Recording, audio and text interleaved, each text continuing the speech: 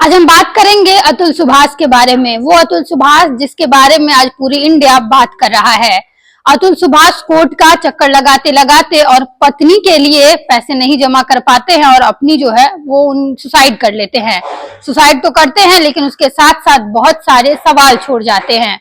सवाल ये कि अगर किसी भी लड़की को कोर्ट ताकत देती है कि वो मजबूत बने, अगर कोर्ट उन्हें रास्ता दिखाती है, तो अगर अतुल सुभाष की पत्नी निकिता सिंघानिया ने जो किया, अगर ऐसी ताकत मिलती है तो उन पूरे इंडिया के हर एक अतुल से लड़की के नाते हम लोग सॉरी बोलेंगे। क्योंकि अगर इस तरीके का कानून देती है ताकत हाथ में अगर किसी महिला को मिलता है और अगर वो इस तरीके से उस कानून का इस्तेमाल करेंगी तो शायद ऐसे ही ना जाने कितने अतुल मरते होंगे और हमें पता भी नहीं चलता होगा।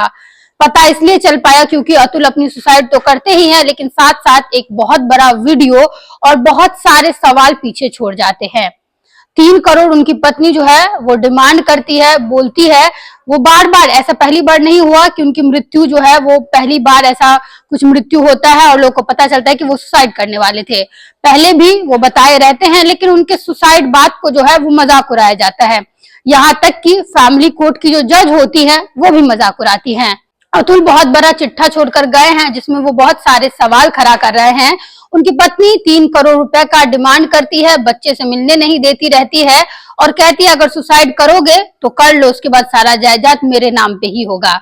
सोचिए कि अक्सर इस तरीके का घटना हम लोग सुनते हैं कि महिला जो है वो शादी करती है और उसके बाद डिमांड पैसों की करती है और जब पैसा नहीं मिलता है तो किस तरीके से चीजें होती है वो आज देखने को मिल ही रहा है।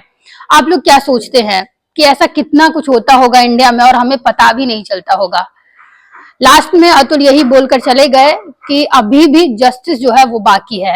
अगर उनके मरने के बाद भी जो है वो अगर उनको जस्टिस नहीं मिलता है, अगर निकिता सिंघानिया जैसी पत्नी को हिरासत में नहीं लिया जाता है तो पता नहीं फिर क्या जस्टिस होता है। यही अगर किसी महिला के साथ होगा तो 10 से 15 मिनट भी नहीं लगती है, पुलिस जो है सबसे पहले हिरासत में लेती है। लेकिन अगर वो कोई महिला है तो उनको टाइम मिलता है और ना जाने कितना देर, वही जो हम कहते हैं ना जस्टिस डिनाई होता रहता है, वो हमें समझ नहीं आता। एक महिला के नाते अगर इस तरीके से कोई भी महिला अपने जो न्याय व्यवस्था है उसका इस्तेमाल करती है तो ये बहुत गलत है। और ये उन अतुल के लिए, जितने भी अतुल हैं उनके लिए बहुत बड़ा सॉरी है कि अगर उनके साथ ऐसा होता है और उन्हें इन सब चीजों का सामना करना पड़ता है। आप लोग क्या सोचते हैं इस पूरे वाक्य के बारे में, हमें अपनी राय बता सकते हैं।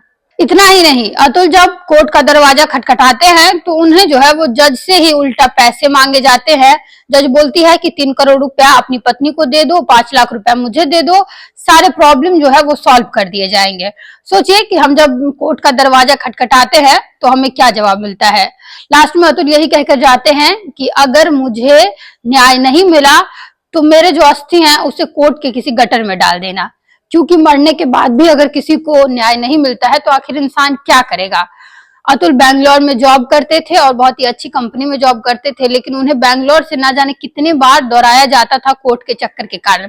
माता पिता बहुत ज्यादा रो रहे हैं, पूरे परिवार का रो रो के बुरा हाल है और वीडियो जो है वो बार बार उनके पूरे फैमिली का सामने आ रहा है जो कि उनके परिवार कह रहे हैं कि बहुत दिनों से उनकी पत्नी जो है वो प्रताड़ित कर रही थी।